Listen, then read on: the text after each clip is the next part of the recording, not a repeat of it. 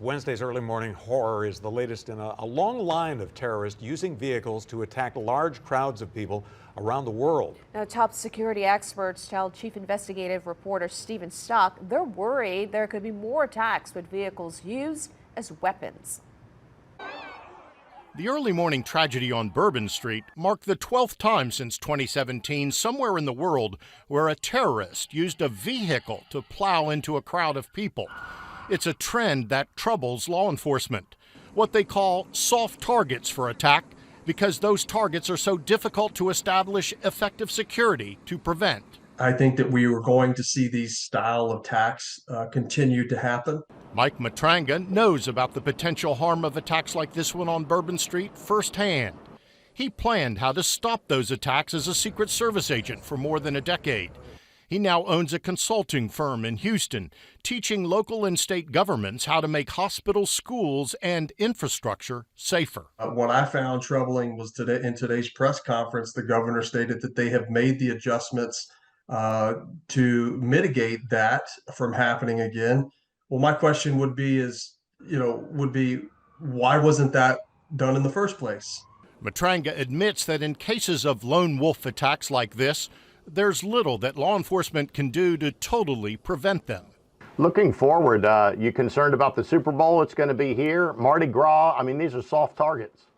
I am concerned. I do believe that this event will exacerbate the security needs. I do believe that there will be an influx of law enforcement officers, National Guard troops. I believe that they will be making the proper adjustments regarding what's an appropriate blocking vehicle, what's not an appropriate blocking vehicle, and they will be looking at it from multiple different angles.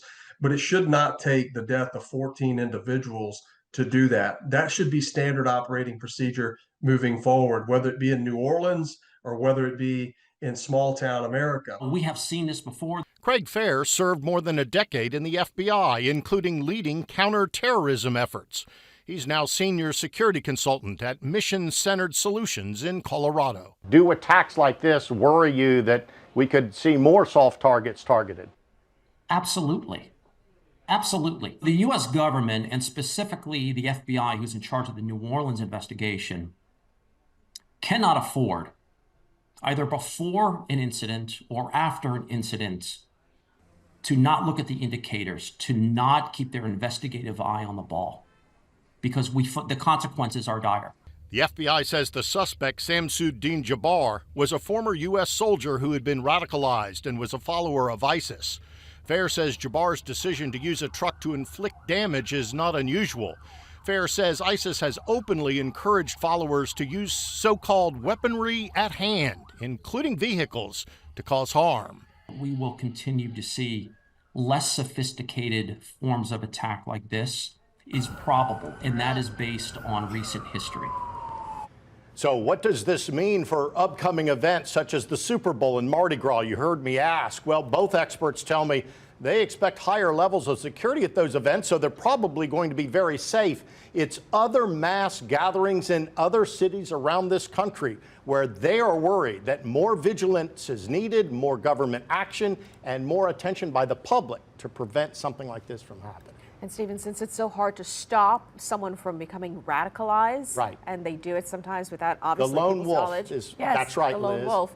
So how do we as Americans try to better protect ourselves? It's a great question, and law enforcement needs to be more vigilant, and so do people when you go to events like this. Do not take it for granted that you are safe out on the street. Be aware of what's around you. It sounds trite, but they say without us participating, law enforcement can't do it alone. All right, thanks. And a lot of people asking that question. You bet. In government offices around local communities around the country. It's important, yeah. All right.